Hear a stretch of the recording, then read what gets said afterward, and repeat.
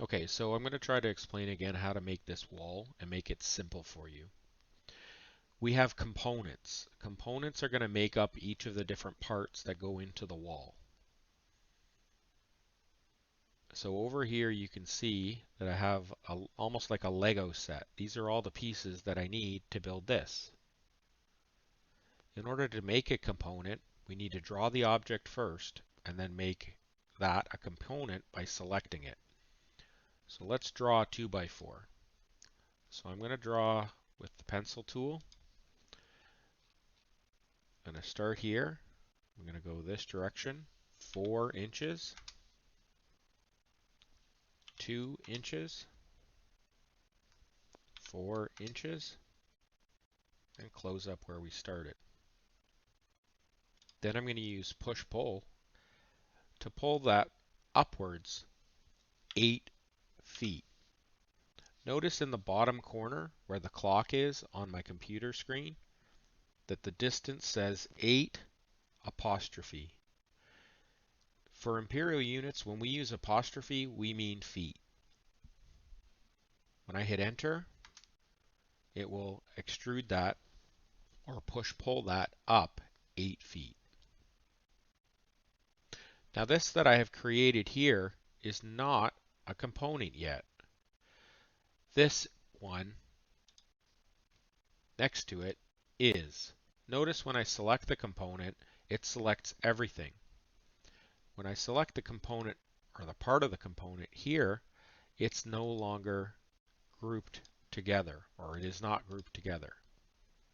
In order to get this to function like a component, I need to use the selection tool, select all of the objects, right click, and choose Make Component. Now I give my component a name. I'm going to call this 8-foot 2x4. Okay? And now that is a component. Now you can go through the image that I've given you of the wall, and you can derive all of the different components that you're going to need to make. So we have a regular common stud, a trimmer stud, a load-bearing header, a small stud, a bottom plate, a cripple stud, another small stud, and then we have a sill, a window sill, and a non-load bearing header. So let's put this together. When we're framing, we will take the bottom plate and lay it on the floor on its end. In this case, though, we're not restricted to building our wall on the floor.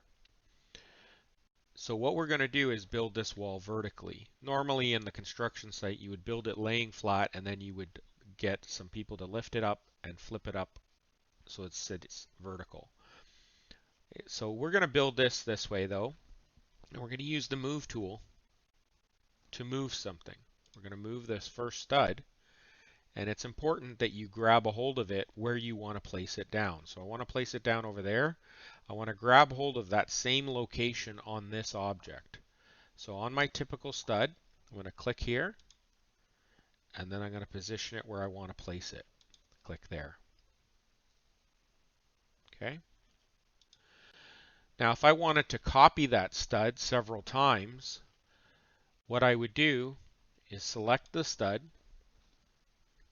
use the move tool, select where I'm picking it up, and then move it in the direction that I want to copy. But before I click or type in a distance, I want to press the Control key. Now you can see I'm creating a copy. I want to copy this initial stud 16 inches to the left. So I will type in 16 and hit enter. Now I can just repeat the same process over and over again to duplicate all of the studs. Press Control, type in 16, hit Enter. Press Control, type in 16, hit Enter. Press Control, type 16, and hit Enter. And I would continue to do this all the way down.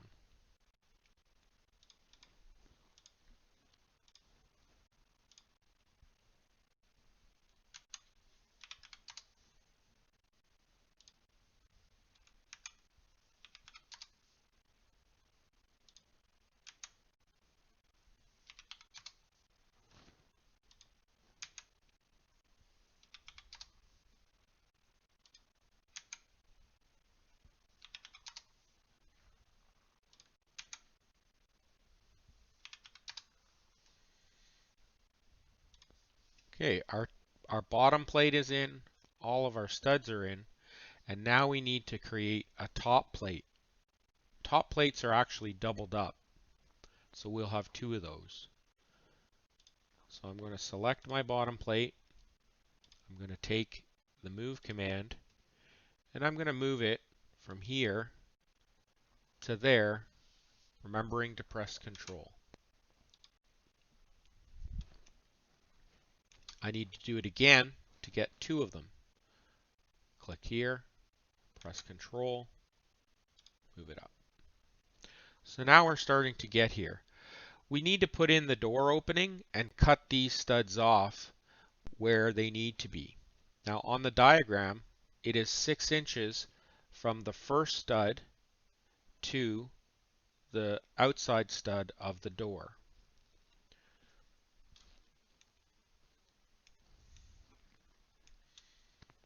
So we're going to take this stud and we're going to copy it 6 inches in. Now I know from the diagram that the next two studs are going to get cut, so I'm going to actually just erase them.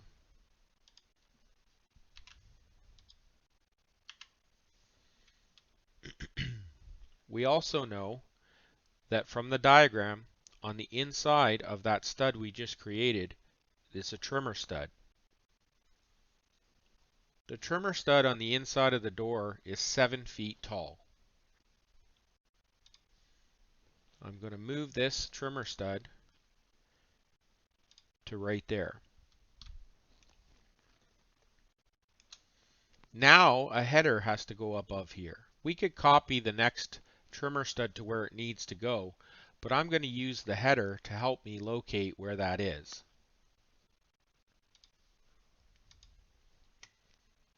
Let's move this header from its bottom corner to where it sits on top of the trimmer stud.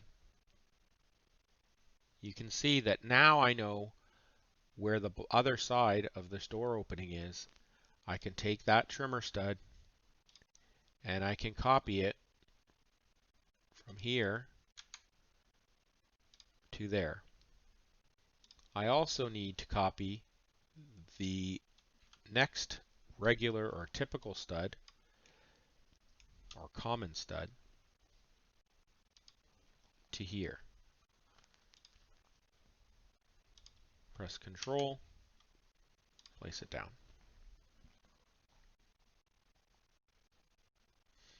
Now to locate where these little studs go, I'm going to temporarily take this corner of the small stud and I'm going to position it right there. And the reason I do this is I know that, actually I'm sorry, right there. I know that from here to here is 16 inches and the next small one has to be 16 inches away from that. So now I can move it from here straight across 16. Then I can use the copy command or the move command with Control and do another one 16 inches further down. And we have our door framed. Next, we have 1, 2 common studs, and then a third one. And they're all 16 inches apart. So 1, 2, 3. So the fourth and fifth past the door need to come out. 1, 2, 3, this one. And if I want to select more than one thing, I can hold the Shift key down and then press Delete. Okay, so we know that we have this one already in place. Now we need to put another trimmer stud. We can use the ones that we've created for our door because our window ceiling, our window header, the underside of it is 7 feet from the ground as well. So I'm going to select my door trimmer and I'm going to copy it from here, press Control, place it there. Then on the inside of that, I need one of these few remaining blocks, our cripple stud. Cripple studs are studs that go underneath the window sill.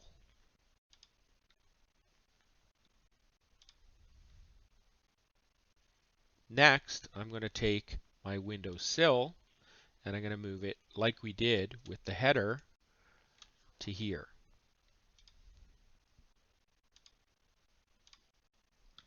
I can also use my non-load bearing window header and position it on top of the trimmer stud. Next, I'm going to build it in reverse like I did with the door. Starting with my cripple stud, going to copy it to here. Next, with my trimmer stud, I'm going to copy it from here to there. And finally, with my, it doesn't matter which one, any of the common studs will do. I'll copy this one because it's close. From here to here. So now I have the framing for my window opening done. I need to add additional cripple studs and short studs to transfer the load. I've created the short stud to begin with already, so I'm going to place it on top of my regular common stud and then move it like we did before, 16 inches in. Then I'm going to copy that another 16 inches in. Now I have corresponding cripple studs that need to go right below where these two top studs are. And I can use a little trick to position them. When I move or copy this cripple stud, if I position it right on the corner of the one above and then move my mouse directly straight down, you can see I get a blue line appearing and it will actually intersect where the windowsill is. And as long as I click on that exact spot, it will be directly under it.